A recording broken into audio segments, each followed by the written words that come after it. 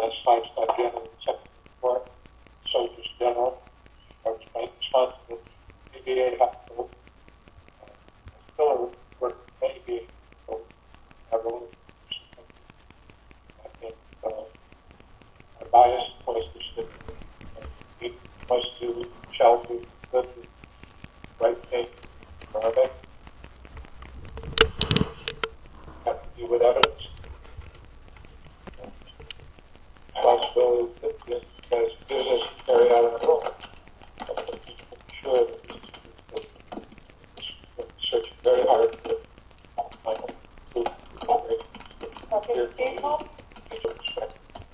going to hear from Anthony Hardy, enlisted U.S. Army, retired back member, Engineer Ellen McClan, Army. I presume that person, every national guard, I wasn't sure, retired. And Bernice Nichols, was Air Force Flight Nurse, retired. And David Whitt, Captain, United States Marine. Thank you very much for being here. Who would like to start off? Anthony? Thank you, Dr. Shine. First, I'd like to thank the members of the panel for being here. I recognize that all of you have very careers and you're all doing very important things, and most, if not all of you, are leaders in your fields as well. And so the fact that you're bringing your expertise to bear for Gulf War veterans is very important. I wanted to also note two members of the panel in particular, three actually. Dr. Shine, thank you for being part of this. I understand that you're president of the Institute of Medicine, and appreciate what you'll be bringing to bear here as well. Dr. Nieto, I understand that you're at the University of Wisconsin. I hope I didn't mispronounce your name too badly. My alma mater, I did my undergraduate there, and then have just, I'm concluding having lived in Madison since 1995. And then Dr. Mason, who is not apparently here today. Dr. Mason is at the University of South Florida, where I have relocated due to health issues in South Florida as well. I'd like to first just note a little bit of background. First, I do apologize. I had hoped to have a PowerPoint presentation today. Had some very gravely serious family difficulties at this point, and dealing with the situation with my youngest son. And so I am not as well prepared as what I would have hoped to have been otherwise. I do serve, I am a veteran of the 1991 Gulf War and Somalia. I had 6 overseas deployments during 7 years, active duty military service in the Army Special Operations community, including the two combat roles I noted and 4 other overseas deployments. During the 1991 Gulf War, I arrived in country a little bit later than what most did.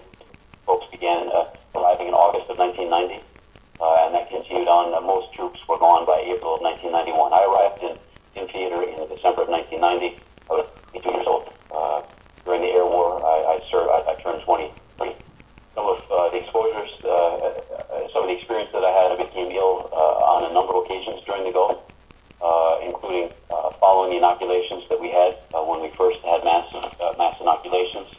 When my particular team was an ad hoc team created specifically for the Gulf War. It was a liaison team with the Saudi multinational forces on the northeast coast of Saudi Arabia when taking the pyridymium bromide drills. About 2/3 of the men in my unit was an all-male unit. It grew over time, but there were roughly 30 or 35 of us. About 2/3 became ill, some severely ill. One that was perhaps the most ill lost perhaps 30 or 40 pounds. He wasn't a big guy to start off with. Was extraordinarily ill, was unable to perform any kind of duties. We continued to take pills as directed. I myself was ill, and we were told that we would have symptoms similar to mild nerve agent poisoning, with the various symptoms associated with that. If you don't have those, I'm happy to provide that for you at a later time. And that is what most of us experienced. There was an artillery raid when I was in Karachi, in the northeastern part of Saudi Arabia. There were several artillery raids, but there's one in particular that we were awoken. There was a window. I happened to have was the only one sleeping below this window.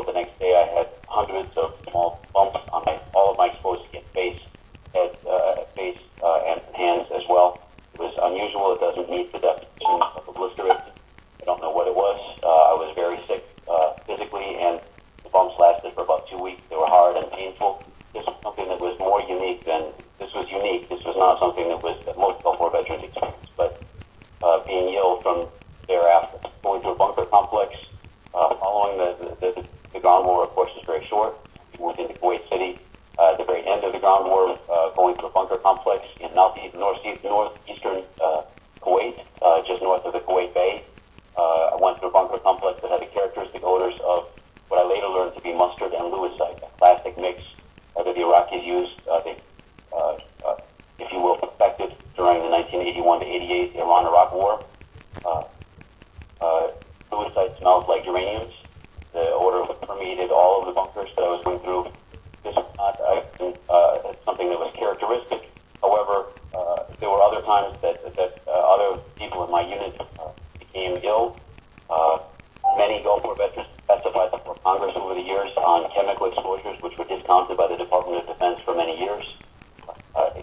It's very interesting to me, as a veteran that's been involved with Gulf War veterans issues since the 1990s, that there is no reason to disbelieve those veterans' accounts when they identified sarin, cyclosarin, mustard, lewisite, and other chemical compounds as well, particularly for the U.S. Marines that were in the southwest corner of Saudi Arabia. There have been other chemical exposures that have been identified over the years, including two studies that were released late last year by doctors Robert Haley and James Tewitt. One that was identified that while the U.S. air raid campaign air bombings were going on, bombing chemical munitions development factories and so on, that the munitions did in fact go up. They had identified, there's weather data in the study and so on that showed the munitions, the chemical agents being carried across to the troops. Those are consistent with detections by Tech and other coalition forces that detected these agents as well.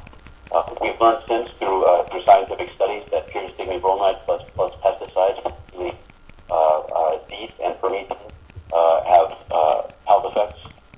There are a number of studies that I expect that you will see during the course of your review that will identify those.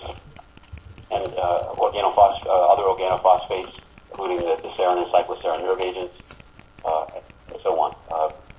There's also a chapter from a recent review sponsored by the U.S. Department of Defense regarding a new case for mustard as well.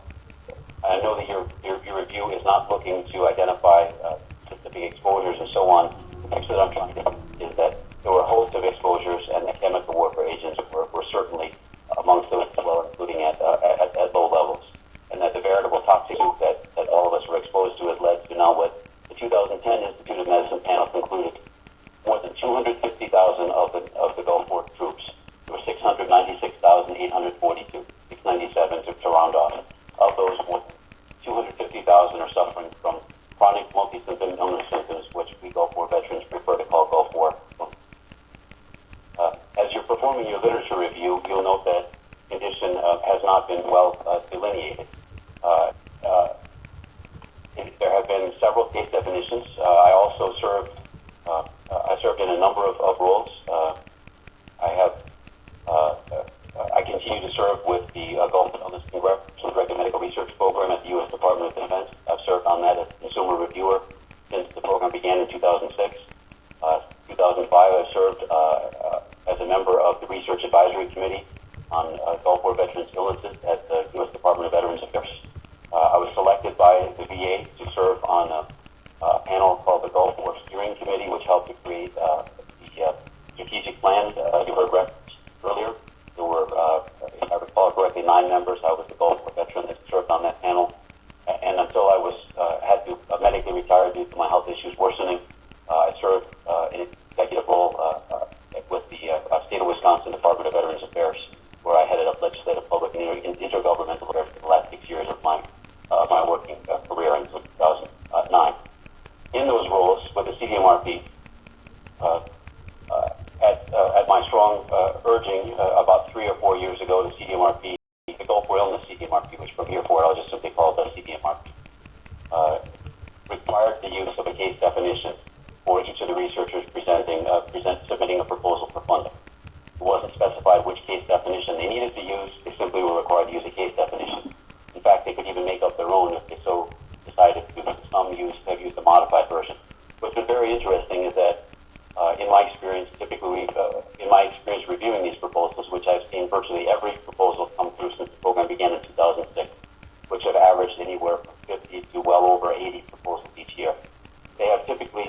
last several years, and in the earlier years before it was required, but for those that I use the case definition, they've used not 10, but typically one of three. And those three case definitions, and which I'm happy to provide this panel in writing, if you don't have them, are the CDC Fukuda definition, which is very broad and not as useful, and I have seen that used very infrequently. The second was by Dr. Robert Haley. It was 3 separate syndromes, and he goes into the details of what each of those syndromes are, and they're symptomatic-based syndromes. So it's a 3-syndrome version. And then the third version, which is by far and away has been used by the most researchers submitting proposals, has been a Kansas Steele definition. Dr. Steele is here today, and I'm sure that you'll be able to ask her more questions about that should you choose. It's well recognized. Those of us on the Research Advisory Committee and those of us who were served on that austere group, the Gulf War Steering Committee that were to develop the strategic plan, the Gulf War Illness Research Strategic Plan, recognized that there was a need for an improved case definition.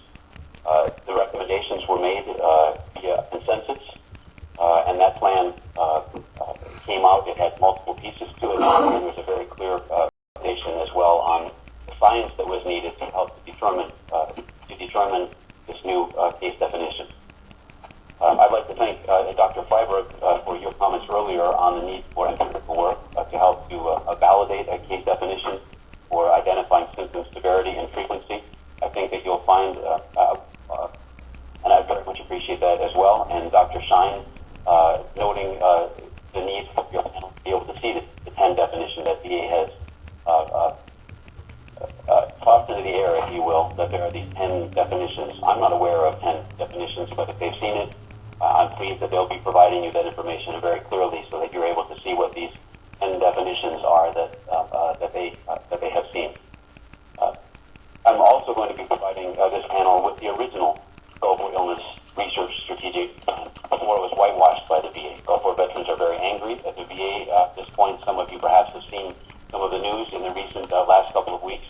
And last week, all of us Gulf War veterans on the Research Advisory Committee, together with the other Gulf War veterans in the room, all left together in protest of the VA's actions. It's wonderful to hear the VA talk about spending $600 million on the research portfolio. However, less than 1% of that is currently being spent on Gulf War research, and of that, much of their Gulf War research is not related to Gulf War treatment or the kind of empirical work that Dr. Freiberg alluded to is needed. When you see the original Gulf War Illness Research Strategic Plan, of which the VA staff even removed Gulf War Illness from its title and from its body, you'll note that the plan that was laid out for developing a consensus panel is very different than the kind of panel that is proposed here today. I'm very grateful for all of you being willing to serve here today. Again, I recognize all of you have very challenging careers, and that you're, again, leaders in your field. And so for you to be here today and to be participating in this, we Gulf War veterans are grateful for the independent experience that you have to bring here today. There are some challenges with the makeup of this panel. I think another veteran later will talk about some of that, but I see that many of the panelists I think you'll be talking about are not present here today. The VA staff that were here a moment ago speaking mischaracterized our panel's findings. They talked about the need for an expert panel, which I certainly concur with, having served all the way from the beginning through to the conclusion of the development of that strategic plan. But you'll be able to see for yourselves what the panel recommended. There were a handful of Gulf War veterans who were almost entirely composed of brilliant scientists from the Research Advisory Committee, the VA's National Research Advisory Council, the NRAC, and other VA researchers as well. I take exception with the comments earlier that there should be no one with a vested interest. I've seen firsthand how that in the Congressionally Directed Medical Research Program, how that when you have consumer reviewers, consumers who are affected by the particular condition, helping to inform research, how that it helps ensure the urgency, how it helps to identify, for example, the particular symptoms that are most characteristic of across the board in Gulf War veterans as well. So it's disappointing to me that the expert panel that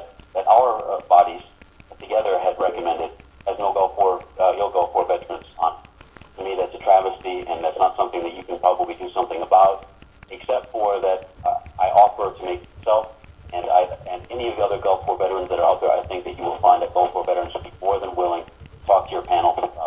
I understand that programs today, it's the only time when you'll be hearing from Gulf War veterans at this point that that's our program. I think you'll find that Gulf War veterans will be more than happy to communicate with you, whatever level that you would like from here forward, and I would encourage you to take advantage of that if at all possible.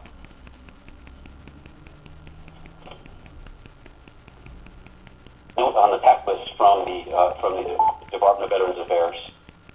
Again, I recognize that you were fully independent and that the task, that the report that came out from the 2010 panel that I thought was extremely well done, was clearly independent, and it came to some significant conclusions that helped to validate most of the Research Advisory Committee 2008 findings.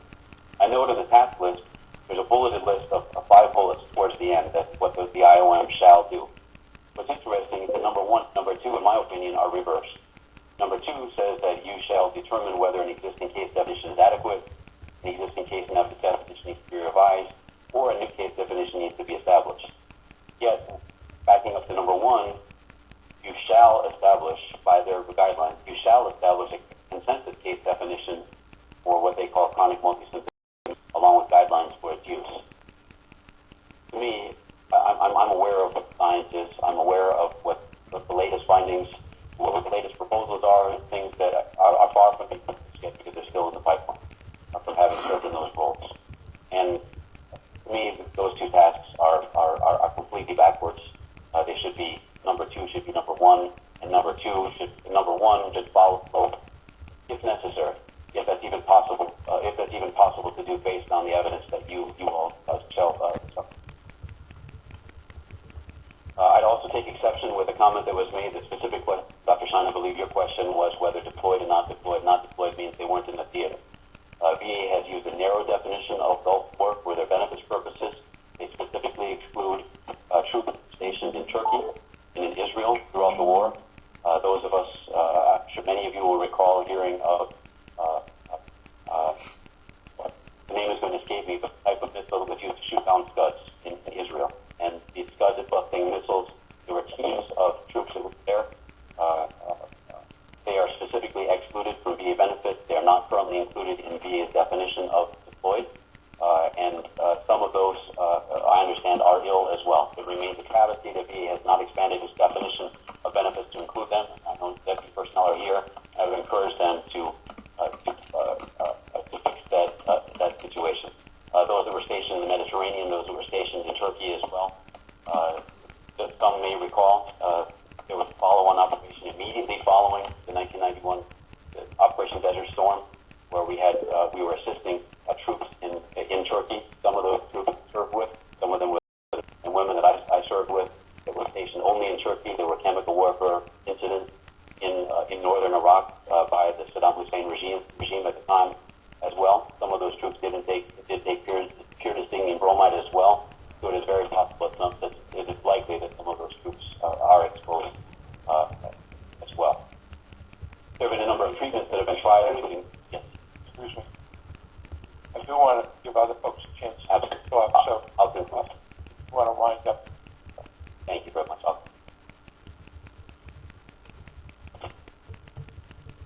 I encourage this panel to simply review the available evidence and the consensus recommendations as well of the original undoctored Gulf War strategic plan. And if your conclusions were to be that existing case definitions are inadequate, but that existing literature does not allow for a new consensus case definition, that more empirical research needs to be done, that could easily be within the realm of possible outcomes of your panel as well, despite the charge that you have been given. Again, I thank all of you for your service to us Gulf War veterans. There are an awful lot of us out there, more than 1 in 3, who are counting on what you're doing here today to make a difference. And I encourage you to remember there are 2 mottos that are outside. When we came in, I wanted to write these down just as a brief reminder. They're in the lobby of the building in the rotunda. One is eternal guide to truth. Hope will come out of this panel and its conclusions. And the second is conqueror disease. And I hope that what you come up with will help ensure that that will help to find treatment solutions for the 1/3 of our Gulf War veterans who suffer. Thank you again. Thank you very much for some very helpful comments. the one thing I'll assure you about when you look at those two bullets with regard to the order of activities. The committee has no intention of necessarily following the order of those bullets. We don't carry out. That we will address the issues, but it's for them to focus on the meeting, decide which order to do it in. Appreciate those comments and the gravity that you. We'd already done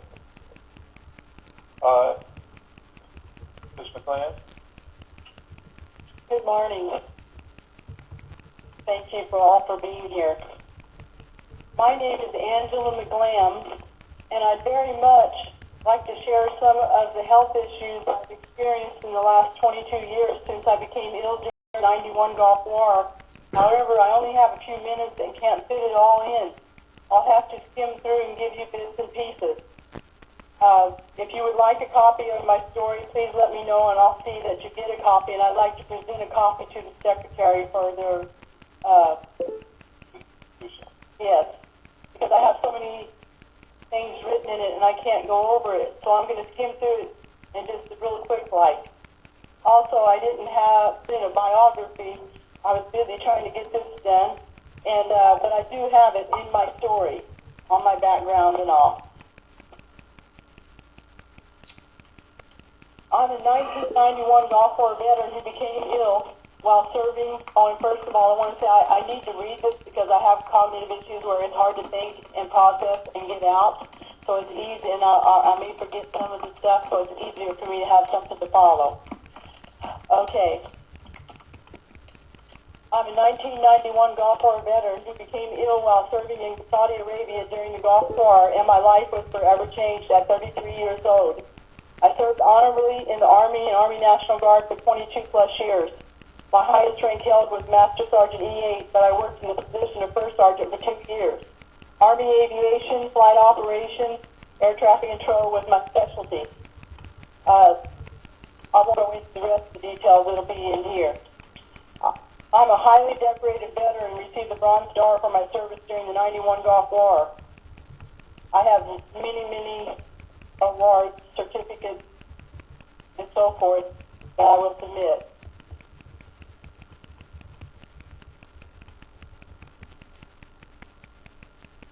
I have participated in Dr. Baranik's Georgetown University's research study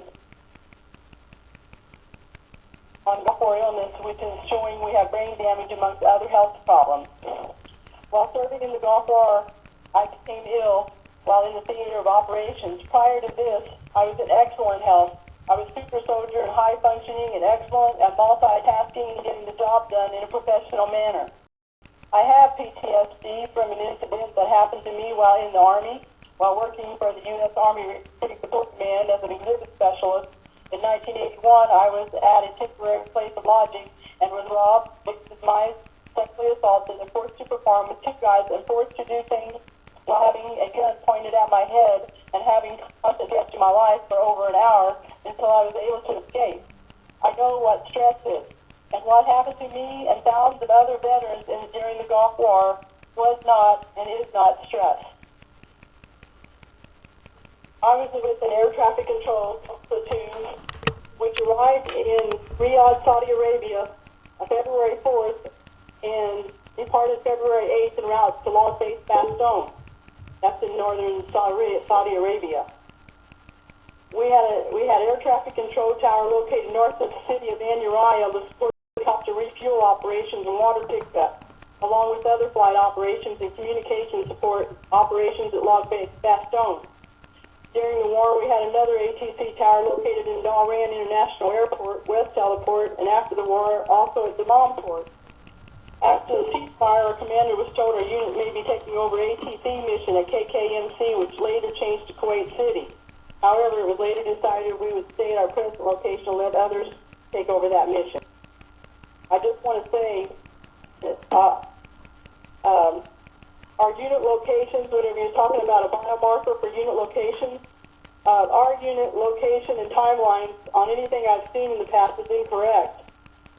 And so that's something that needs to be dealt with if they're going to use it for a biomarker. While at Las Base Bastogne, I had a rash appear on my hand and went to the medical clinic, and they gave me some ointment. I did not get this annotated in my records, or at least a copy of it. On February 26, 1991, I received the anthrax vaccine A.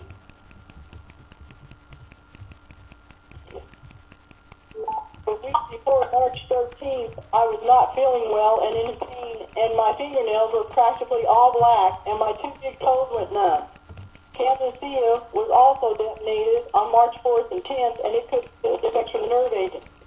After arriving in Bahrain area to take over as the site chief for both towers and personnel in that area, supplying personnel support for all personnel in the unit, I became so ill and had severe pain on March 13th. I went to the 85th EVAC hospital for treatment. The doctor didn't know what was wrong with me. They took my labs, and my liver enzymes were 1.5 to 2 times higher than normal, and my black nails were noted as possible splinter hemorrhages. She noted I had pain all over my complete body, and first toe on right foot is numb, and pain in left lower quadrant when stepping on left heel of foot. Nails are streaked with dark pigment, laterally ? Splinter hemorrhages, blood pressure 132/96, pulse, temperature 99.1, pulse 100, probable virus syndrome ? I was too embarrassed to tell her I had shooting pains on my right inside thigh that would shoot up into my clitoris, and it was very painful. It would come and go. Today, that area in the pubic area can be painful when urinating. This was the beginning of my mysterious life-changing health problems at 36 years old. Put me on bed rest for 3 days and gave me Motrin. The pain was unbearable. I couldn't even move an inch, and it hurt worse. I had a difficult time turning over in bed and even trying to move. Motrin helped, and although I didn't feel good after 3 days, I got up and continued my mission as I was a gung-ho soldier. They continued to follow me up. My body ached continuously for a month or more, and I lost weight. I still had pain upon demo down my back muscles. It took approximately 1.5 months for the liver enzymes to return to normal. Also, I had right arm and leg weakness, and sometimes I couldn't control my right leg. I'd be walking, and it would fly out in front of me. After I got the anthrax vaccine, during that, my periods changed. For 2 years, I had dark brown blood and what looked like clumps of dead skin come out of me. Prior to my period, I would get strange sensations down the inside of my legs to my feet. In April of '93, I started losing feeling up inside me during GYN exams and intercourse, to where now I feel something slight, but most of the time nothing at all. And I've heard that from other Gulf War women veterans. I have never been able to get pregnant. I have a list of the many toxic exposures I experienced or more than likely experienced during the Gulf War. After returning home, I had strange things like what I mentioned before, and new things happened. I think I was better, and it would return and fluctuate, coming and going as everything continues to do. I soon realized, although it comes and goes, it's never gone, it's continuous. Some days are better than others. My health has been a mystery since the Gulf War, and I can't explain all the symptoms in 10 minutes.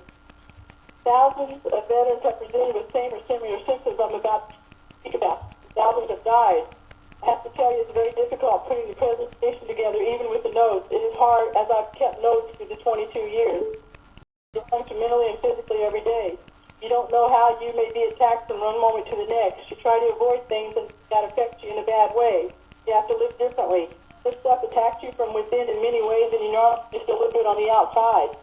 Some it affects it fast, like me. Others it has taken longer. It attacks slow and gradual, and we are slowly destructing from within. It is a very complex illness. The doctor once told me it is like a car. If you can't find out what's causing the problem, you can't fix it. It is a fight every day of your life to survive and live. A little more about what happened after my return from the Gulf. Still had the back muscle pain, and then I started having total body pain again in July. It was in muscles, and it was difficult to walk. I felt bad. I'm going to skip around now because of the time. Okay? In October '91, I thought I was better, but then my body began to get weaker, and I started having right arm and leg weakness more. In November of I went to the doctor, and he referred me to a neurologist, and I had an MRI.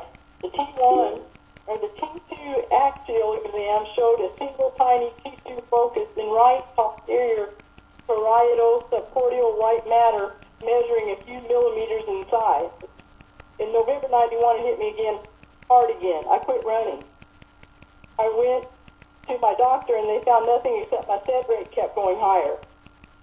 As of December 91, my health was fading fast, and I had lost 17 pounds. I could eat all I wanted, and it didn't matter. I couldn't gain weight. It seemed as if my body was deteriorating, and I was wilting away. My muscle weakness and pain continued. It seemed as if the oxygen was being cut off from my system. If I wore clothes with fuel in it, it would affect my circulation and make me feel worse. My eyes started having major problems with sunlight sensitivity and concentration, speech problems, memory problems. Had strange and disturbing sensations that felt like goosebumps on my head. My senses were heightened. People at work made comments about how pale I looked and how skinny my arms were. I just basically laid around this phase and I no longer was going out and doing things much. I wasn't the Auntie I once knew. My boss told me he missed me and she was nice. I missed her too, and I had such a good, happy, healthy life prior to this. I wasn't always feeling fatigued and in pain. I went to my civilian doctor. He couldn't find anything wrong. The muscle weakness and pain came and went. It was as if my muscles were tiring out. Once I was walking in a mall for an hour with my friend. She had to carry my purse. I had difficulties holding the hairdryer up for 30 seconds, and I was tired out. Body parts went numb, and body parts started falling asleep. As an example, I lay on one side of my body and the other side of my body go to sleep. I lay on my back and my arms and fingers go to sleep. I spoke to a physician assistant across the street I knew, and she knew me before the golf, and after I came home, she said my symptoms were feeling massive gravis. I felt something strange move around my body, as the pain did. Had problems with my right arm and leg. Twice eating, I couldn't get my arm to my mouth. It was weird. I was going to eat, and all of a sudden it wouldn't go. Okay, and then instantly it came back. My sciatic nerve became very painful. My feet swelled, and I had a rash on my arches after the war. My masseur felt knots in me she'd never felt before. I started having memory problems, trouble comprehending things, and getting thoughts out. Once while driving, I didn't know where I was for about 5 minutes. I just kept driving, hoping I would come back. I had trouble remembering things that came up with an extra sense. I could feel what the person was thinking and feeling and would respond accordingly. I would succumb to their thoughts and emotions. I never had that before. The Angie I knew, she was aggressive, would make decisions, get the job done, not weak and nimble, and she sure didn't succumb to thoughts and emotions of others. I would be awakened with severe back and muscular pain in the lower right side. Same location every time. I had night sweats. I became very irritable. I became mean. Very mean. That wasn't me. I would throw things. I'd slam file drawers. I would say mean things to people and wonder why I did it. I'm like, why did I say that? Okay? My boss told me he didn't like me. He liked the old Angie. Little did he know I felt the same way, but there's nothing I could do about it. They all knew me before, and I wasn't like that. I drew people in, and now I pushed them away. Sometimes delayed actions while driving down the road, and it's like your car's going to the center of the road, or it's going to off the road, and you want to correct it. And you think that, but it would take extra seconds for that to happen. Okay? Multiple chemical sensitivity. Chest pressure, lung tightness. Sometimes it was hard to get a full breath, and I had at least 6 episodes where I couldn't get any air. My lungs shut down for a few seconds. It was very scary. The civilian doctor and VA could find nothing wrong with me. I still have breathing problems that come and go. A beautician wondered what I had in my hair. She'd never felt it before. My hair turned gray and some fell out. I had irritable bowel, diarrhea, a lot of mucus, which has now gone to constipation and diarrhea. It was very frustrating and scary. I finally sat down on the steps thinking about it all. I asked God for help because I knew He'd helped me before, and then the people that had some natural things came to help me, and that's why I feel like I'm alive today. For some of the things they brought into my life to help me through natural remedies, and I believe that's why I'm here today. It did help, but Gulf War illness continues to this day. The radio, the electromagnetic rays, make me irritable, breaks my concentration. When I came home from the Gulf, I could only be on TVs, computers, and the phone for about 15 minutes upon returning, and they would wear me out. Okay, my eyes, one time everything went white, one time everything went black, and another time went black, and I got woozy and felt like I was going to fall. Had trouble keeping warm. Prior to the Gulf War, when I would get sick, my stomach would get sick. After I came home, my stomach didn't get sick. I might feel something in the upper stomach, but it was my back muscles that would get sick. This to this day, it's still like that. Prior to the Gulf War, I could lay on an exercise machine for circulation that would shake you for 10 minutes or more. Upon returning, I couldn't lay on it 15 and I got sick.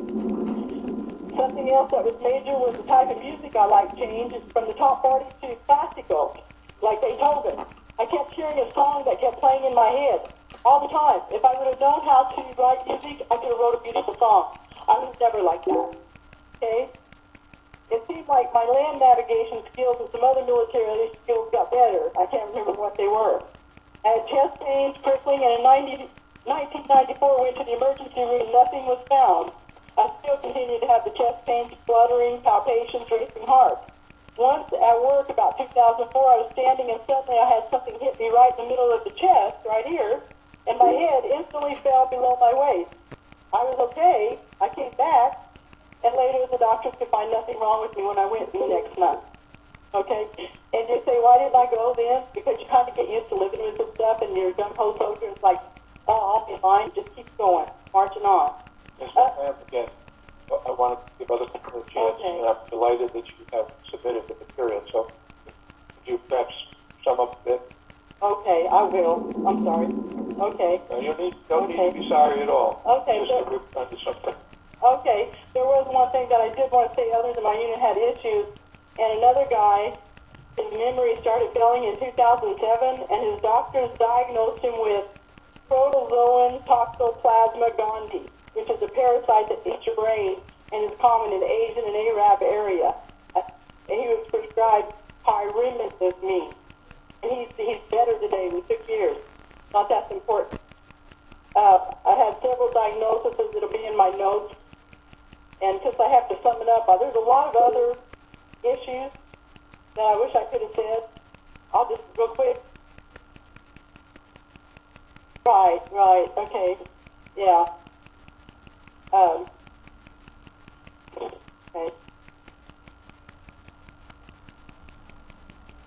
I wanted to say breast cancer, I had that in 2005. Spouse, family members had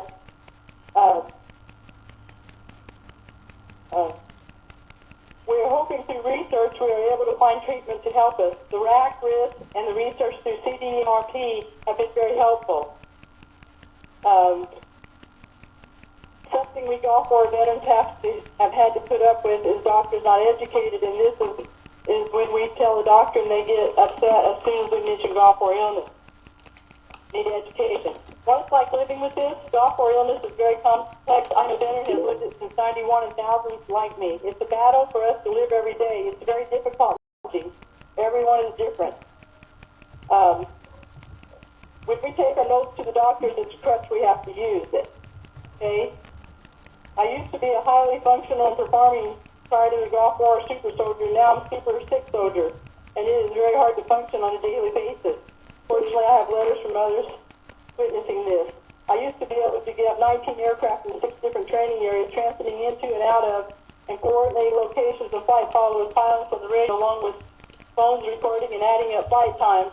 I could do many things like that. I could probably not do maybe 1 or 2 now. I used to work 16 hours a day, 2 weeks straight, a drill weekend in the middle of 2 weeks, and have no problem doing it. I couldn't do that now. It's difficulty. I have to do things in spurts now and really concentrate and focus because I have the concentration, memory, comprehension, all that issues is cognitive. Fluctuations comes to go. You only hope for the best and keep pushing. There are thousands of us like this and thousands have died. Veterans understand and try to help one another because we have no one else. Okay, except RAC, RIS, and CERP researchers, which needs to continue. Okay. We like to be our own energetic and able to do everything like in the past. And in ending, I must say, my started during the Gulf War while in theater of operations, and I have medical notes I participated in as shown brain damage amongst other things. Many veterans have the same or similar symptoms as me. I think this helps us see there is a certain connection to the Gulf War. This is wonderful for the thousands of real Gulf War veterans and their family members.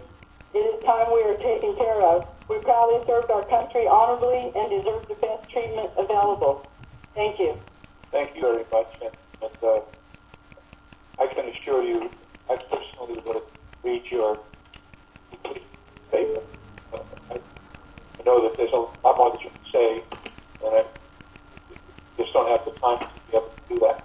But we thank you very much for your service and understand and empathize with the situation.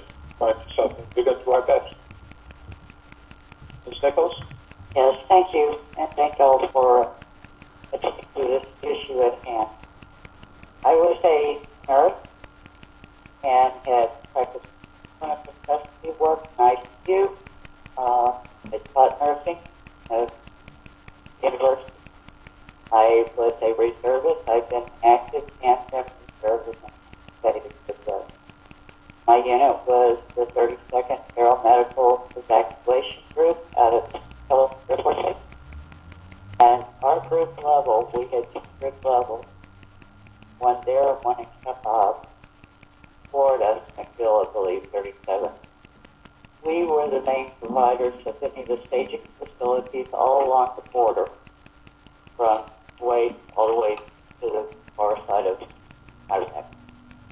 And received from Army, Marines, depending where we were in the theater. So the people were stabilized at the Army facility or Marine facility and take us to transport them out. And from us, and from our location, from our fleet, all along the border, they go down to either soil upgrade or spot. And from there, they entered the transition from a tactical aeromedical to strategic, getting us home through Europe back to the States. And we came in through Riyadh and then moved up to King Khalil military city very quickly, and then up to Log Base Charlie between Pakistan and Raqqa. So I've observed a lot, and a lot of things I couldn't put together then of things I was seeing make sense now. And it's been a continual transition. When we came home, and I became aware that not only was I having problems, but so many others were. So I kind of took on the role as a nurse to communicate with people, to do a history and physical over the phone, not a physical, but a history, and ask them questions, broad questions. And it appeared to me that so much of it was similar symptoms, that there was something wrong. So one of the things I want to share, and I have others to provide to you, but back in the early 90s, Garth Nicholson did a study, and the chart that he provided was pretty good. It compared for veteran symptoms with civilian chronic. So I referenced that. There's also on the symptoms, Senator Rockefeller's report has a list of symptoms that's from early on, so historically you can understand. We also, one of our nurses that has died, since Captain did reach out, another Air Force nurse, that developed the symptoms was coordinated with the diagnostic code, and I will get that to you because I think that would be very useful for you. So I will get those out of my files and provide them. So we've had symptoms list, so we kind of want to emphasize the unique one. And I kind of grouped the symptoms, being that medical, surgical, cardiovascular, I like to group them and look at the unique one. I want to point out that because of our duties in the war, the symptoms, everybody I know, began in the war and then continued at home. Progressing now to some of them, only have the symptoms of gut-war illness or whatever you want to call it. We prefer gut-war illness. They progress to having cancers, multiple sclerosis, and variants thereof, atypical MS, ALS, pulmonary embolus, heart attack, and we're seeing those at earlier age groups, and that's a concern, and how this all comes together. We also have a lot of people being diagnosed. We have a nurse recently, Marine, that went to the Mayo Clinic and got full testing on autonomic nervous system. I've had some testing on that from other doctors, environmental doctors, and Integrated doctors, but nothing like what they gave for her at the Mayo Clinic. She's been diagnosed with autonomic nervous system dysfunction. That's not the first time. Julie Dyckman, a Navy chaplain, served in Vietnam and Gulf War. Early on, 95, 94, 93, she went through testing. So we've known there's a problem with the nervous system, with the autonomic nervous system since way back then. That's kind of why we are getting very frustrated, because we as vets don't sit back. We want to take an active role in our health, and we go outside the system, outside the VA to get answers. We want answers, and we want help, and we're tired of 22 years of this. The symptoms occurred in theater. A lot of times they weren't recorded in the medical records for individuals because they were not life-threatening, and because we had the mission of war going on, and the majority did not report their symptoms. They didn't want to be known as slingers or gold breakers. They were there, but they were kind of subtle. And when we were in theater, the medical facilities, although we had nurses and med tech radio operators, to get to a doctor, we had to take them up the road. Take 30 minutes, and the personnel to take a, 880 truck and drive them up the road and, wait for them. So a lot of things didn't get documented that should have been, but we were at war. And they didn't want to be known as gold breakers. We all had the mission first in our mind and didn't pay attention. When our chemical alarm sounded, we were told they were all false alarms, and we had not been briefed on low-level exposure. We were briefed and trained on the killing dose. And when you go down and have seizures and have to have chloride and atrophy, no one ever talked about low-level chemical exposure, and that's different, especially if you have it consistently and then have other chemical-type exposure, be it pesticide or blending into PT pills or a number of our exposures. The use of prostaglandin bromide was, when we came back, we found out that it was supposed to only be used for Stoman and not sarin and the other one. Depleted uranium, old particulates, potential unknown biologicals or infectious agents that are endemic in the area of operation, and the concern with sand. And no one seems to concern themselves with the sand over there has a very high silica content. And we had sandstorms, and you could not avoid breathing in the sand or, through the nose or the mouth, and the sand got in every orifice we had. What I did notice at the time, but couldn't put my finger on there, because we were also under this stuff, and the medical professionals were being affected too, and their judgment functioning were all altered. But there were strange behaviors that were not normal. My unit had served together for decades. I knew these people in my unit. What I saw could not be described as post-traumatic stress. They were subtle, functioning type of problems, irritability, some unexpected insubordination occurring, personality type changes, some clumsy accidents, some behaviors that I was told about other forward of troops handling explosive type devices. We all had training to not do that. And then we had a great deal of urinary urgency and bowel episodes, and we all noticed that it was so bad that sometimes we had accidents get to areas that we could relieve ourselves. There was some change in mentation and behavior, similar to when a patient comes into the ER with a concussion. That's what it's similar to. People were developing rashes during the war, but we blew it off to the sand and environment and lack of having our normal hygiene. I remember trying to look at my watch and brushing my sleeve up, and there were small bumps underneath the skin that had not been there. And then pigmentation changes of the skin. It wasn't life-threatening, went on. And since then, I've had rashes on the authors since then. The sandstorms and oil fire that engulfed us, even at the border, then moved over to the rear, even at KKMC, because of the timing of we moved back for